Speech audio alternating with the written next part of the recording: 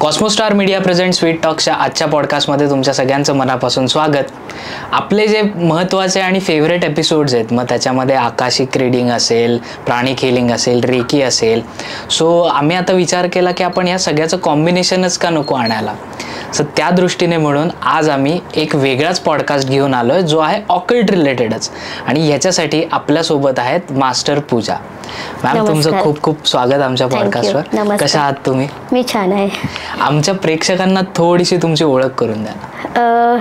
मी master पूजा या नावानेच ओळखली जाते आणि माझा प्रवास 13 वर्षापूर्वी सुरू झाला आहे. आणि या प्रवासामध्ये जसं जसं आपण एका डीप लेवलवर जातो तसे मी हळूहळू त्या नावेमध्ये तरंगत गेले असं मला वाटते. कारण ऑकल्ट म्हटल्यावर हे ज्ञान खूप खोल आहे. आपण ते एका लिमिटेड ह्याच्यामध्ये नाही तोलू शकत त्याला, असं आहे. तर माझी सुरुवात जी झाली ती ध्यानापासून झाली, मेडिटेशनपासून झाली. आणि मेडिटेशन करताना मला असं लक्षात आलं की आपल्याला स्वतःवर जास्त काम करणं खूप गरजेचं असतं. ओके.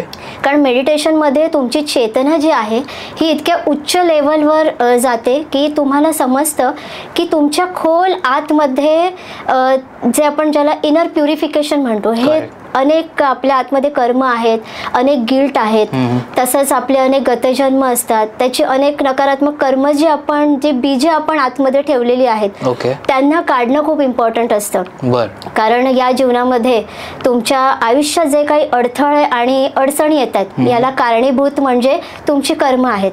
आणि ही कर्म जेव्हा तुम्हाला आत्मा पूर्ण क्लिअर करायची असतात तेव्हा ध्यानाद्वारे तुम्हाला हळूहळू ते ज्ञात होत जातं की कुठे कमतरता आहे, कुठे तुम्ही अडकलेले आहात. आणि ध्यानातूनच माझी एक सुरुवात झाली आणि मी हळूहळू तिथे पुढे पुढे जाते. वा.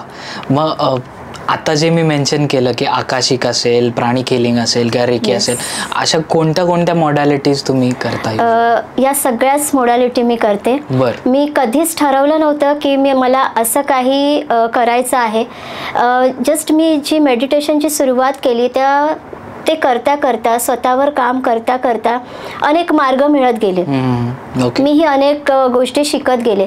पण प्रत्येक ज्या या अशा मोडॅलिटीज आहेत या शिकून उपयोग नसतो, त्यावर तुम्ही किती काम करताय आणि तुम्ही स्वतःवर किती काम करताय हे अधिक महत्त्वाचं असतं.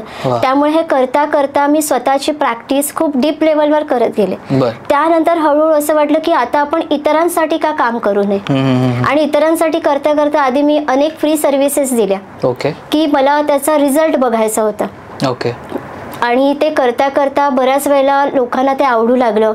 मी जेव्हा हिलिंग करत होते माझ्याकडे बरेच पेशंट्स यायचे. मी त्यांना एक सेवाभाव म्हणून, एक सर्व्हिस म्हणून मी करायचे. तरीही आनंदी होऊन अनेक वेळा लोकांनी मला फीस देण्याचाही प्रयत्न केला की नाही मॅडम, हेच पैसे जर आमच्या हॉस्पिटलमध्ये गेलो असतो आम्ही तर किती खर्च झाले असते, तर तुम्ही घ्या, आम्ही हे आमच्या आतमधनं ब्लेसिंग म्हणून तुम्हाला देतो आहे. पण अशा वेळी मी काय करत होते, ते एक ॲज अ डोनेशन म्हणून ठेवत होते आणि कुठेतरी ते डोनेट करत होते. तर स्पिरिच्युअलिटीची प्रथम आपण जी पायरी म्हणू ती सर्व्हिस आहे, ती सेवा आहे. तुमचा आतला भाव किती महत्त्वाचा आहे हे महत्त्वाचं असतं. म्हणजे तुम्ही त्या क्षेत्रामध्ये हळूहळू ऑटोमॅटिकली गाईड तुम्हाला वर्ण केलं जातं. वर्ण म्हणजे ब्रह्मांडाकडनं, आणि तुम्ही त्यात हळूहळू पुढे जाता.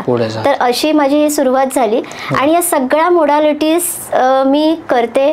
पास्ट लाईफ रिग्रेशन आहे, सायकिक रिडिंग आहे. सायकिक रिडिंग ही अशी गोष्ट आहे ज्यामध्ये तुम्हाला तुमचे सेन्सेस जागृत होतात.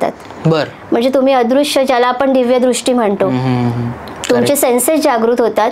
जसे आपले 5 सेन्सेस आहेत तसा एक 6वा आहे ज्याच्यामुळे तुम्हाला अशी एक दृष्टी येते, एक मानसिक शक्ती तुमची वाढते ज्याने तुम्ही अदृश्य जगाशी संपर्क करू शकता. एखाद्या व्यक्तीच्या आयुष्यात काही कठीण समस्या आहेत, त्या कशामुळे आहे. एखाद्या व्यक्तीचा गतजन्म तुम्ही सहज पाहू शकता. एखाद्या व्यक्तीचा ऑरा तुम्ही सहज रीड करू शकता. तुम्ही अतृप्त शक्तींशी संवाद साधू शकता. अशा अनेक गोष्टी आहेत ज्या तुम्ही याद्वारे करू शकता. हे आहे सायकिक रिडिंग.